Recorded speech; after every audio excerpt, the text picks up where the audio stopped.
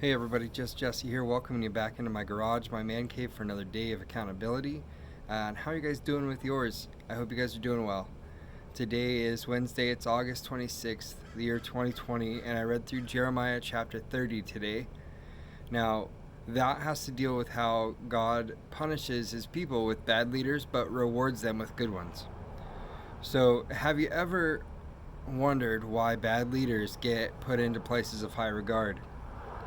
I know I do from time to time, and I wonder why. Like, it's not that I'm questioning God, but I wonder why God would put someone in charge of something so powerful or so big, or um, it's just one of those things that usually gets me thinking. And we can answer a lot of that with Jeremiah 30. So, just like in Jeremiah 30, there were bad leaders in high places.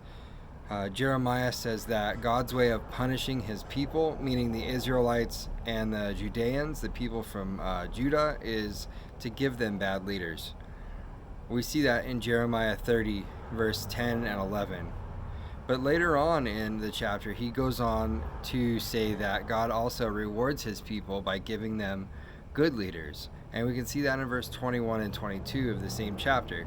You see, every single thing that we do in life all rises and falls on leadership. Everything depends on leadership. So, you ever heard that term, monkey see, monkey do? Well, as the leader goes, so go the people. So, why is that so true when we talk about that? Well, there are a few reasons, and I'll list a few. And the first one is because leaders represent the people they oversee, or they're supposed to. Being a good leader means that you are representing the people that you oversee. Now, next we see why it's true, because people reflect the leader that they follow, and you can see that even in today's times, like even in our own generations, people reflect who they follow.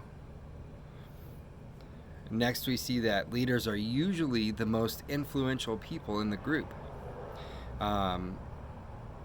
You can't really be a leader without a following. So you have to be influential at some point in order to have a following. I mean, you can work on the tools to becoming a better leader or a leader in general, but without a following, you're really just honing your skills. Next, we see that as God moves, he usually starts the momentum by grabbing one person and utilizing them to start that process of starting the ball rolling. And then finally, I know, as dumb as it sounds, like, people really are sheep. And they look to their nearest leader as their role model. A lot of people are like that. And I know not everybody's a sheep, but and I'm not talking individually. People individually are not sheep, but people as a conglomerate whole are sheep. They just follow the next trend. They follow whatever the leader puts in their path. And so as we look at leaders of our day today, what's your thought on how our leadership stacks up? Knowing what we know about leadership and Christianity, isn't it time that we as believers stood up and became those leaders that we are searching for? We're already chosen. I mean, if you really think about it, being a Christian, we're chosen to be a leader. It's a matter of putting the work ethic in to growing that craft, to be a leader.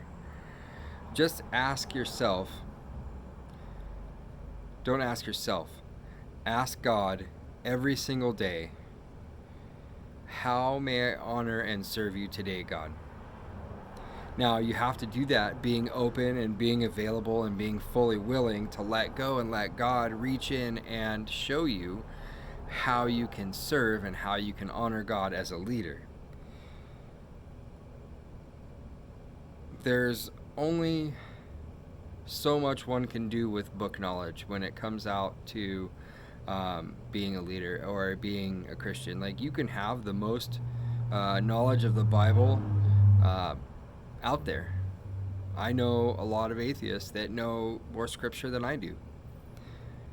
But what it comes down to is, how are you impacting your community around you? And by community, I don't mean where the city you live in or the township or whatever. Your community is your inner circle of friends, your inner circle of family, the people that you trust the most and that you allow to be close to you.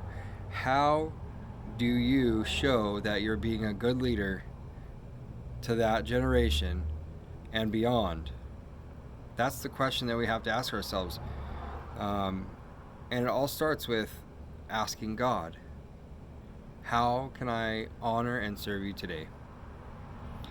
So Jeremiah 30 is an eye-opener on a lot of different levels, especially when I think of today's leadership. I think, okay, God, what do you have in store for us? We've got a lot of bad leaders in a lot of high places.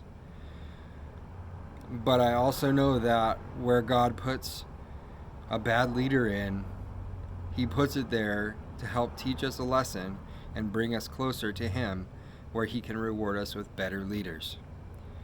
So in this day and age, it's our turn to step up, being Christians, being leaders.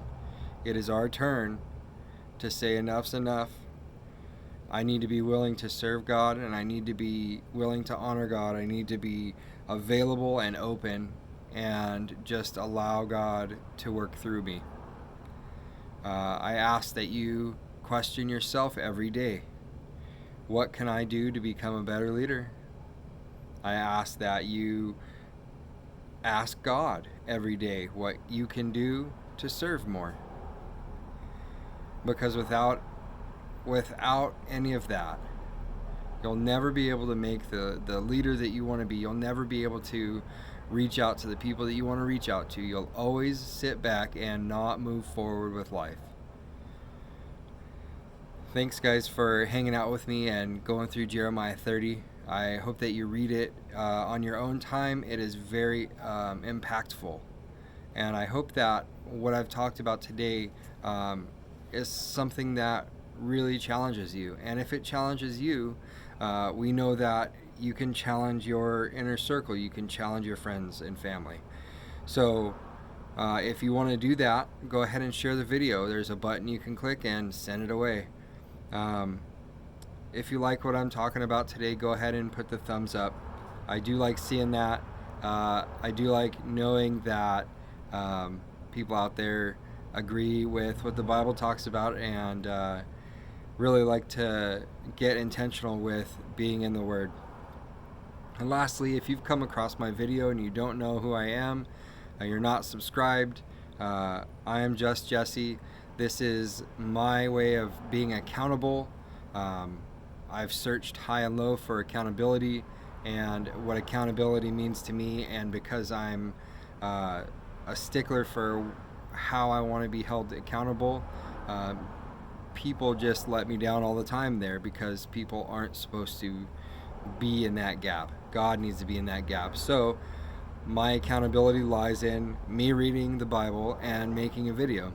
And so if you've come across this video, it's because I've been accountable that day, and the video is what I've learned.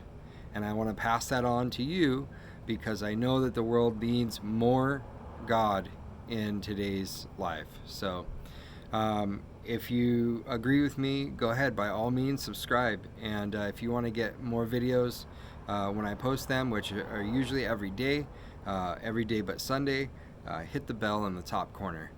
Alright, guys, I hope that you guys are being safe and that you're going and growing as always.